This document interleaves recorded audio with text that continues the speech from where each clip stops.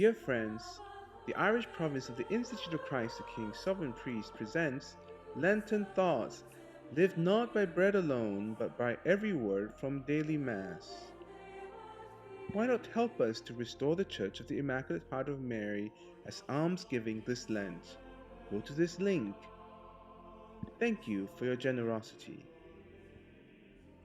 Saturday of the fourth week of Lent, the light who unites. Follow him. It is remarkable that in the modern conception of Lent, we are continually concerned with sin and penance.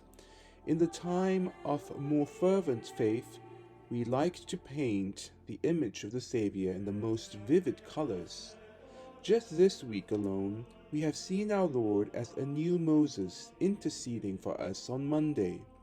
On Tuesday, he is a teacher who enlightens our mind. From Wednesday to Friday, our Lord is the miracle worker who heals the blind and raises the dead. And today our Lord comes to us as light to remind us that the glory of Easter is just around the corner. I am the light of the world. These words are not just for the Jews who are against our Lord, they are also for those who love him, who are for him. Jesus is our light. What does that mean? He guides us through his church, teaching us the path to eternal life, illuminating our journey in this world. Many are in darkness, seeking light without a guide. They may turn to the Holy Scriptures for guidance, but without proper interpretation they become divided, each following their own path. Some, relying solely on private interpretation, even lose faith altogether.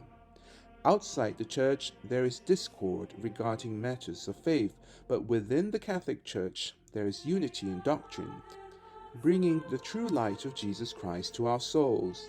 Let us appreciate this unity and love the Church deeply, thanking God for bringing us into her fold through his infinite love and mercy, despite our own shortcomings.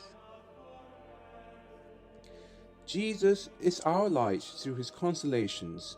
When we find ourselves in the darkest of times, in deep affliction, we can seek and find comfort in the arms of our loving Lord. How so? By offering our trials and crosses to him, uniting them with his own suffering of soul and body, accepting them as punishment for past sins and as correction for the future. It is comforting to know that God chastises those he loves, so the darkness of trying times is a sign of his care and a prelude of his light shining in our souls. We also find comfort in tribulation through frequent meditation on his passion, which brings the light of his mercy, for he himself suffers and deeply empathizes with those in pain. Let us not forget the glorious mysteries. The promise of future glory soothes present distress. Do we seek this consolation? If not, let us begin now.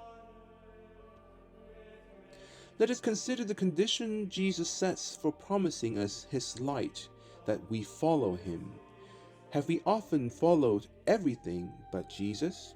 The world's vanities, daily pleasures, guilty indulgences, and unwholesome company all tempt us, promising happiness they can never deliver.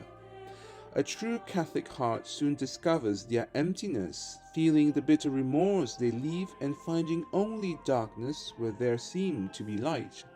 Let us heed only Jesus' voice, still calling, "Follow me." Let us rush to his side, out of compassion for him crying out so often in vain. To follow him means keeping his commandments, living in purity and holiness, responding to his grace, avoiding evil, and doing good. I claim to be a follower of Jesus. Am I truly one? Let me examine my conscience now. Oh Jesus, I sincerely thank you for bringing me into your church. Please grant me the grace to be a worthy member of your church and a true follower of you, as I now resolve to be. May I deserve to attain the light of eternal life. Jesus, aid me by thy grace. From the 11th to the 19th of March, join us for the Novena to Saint Joseph. O Saint Joseph, whose protection is so great, so strong, so prompt before the throne of God, I place in you all my interests and desires. Did you enjoy today's Lenten thought? Why not help us make this former Presbyterian church worthy of the Catholic liturgy, our beloved Church of the Immaculate Heart of Mary in Belfast? To donate, go to this link.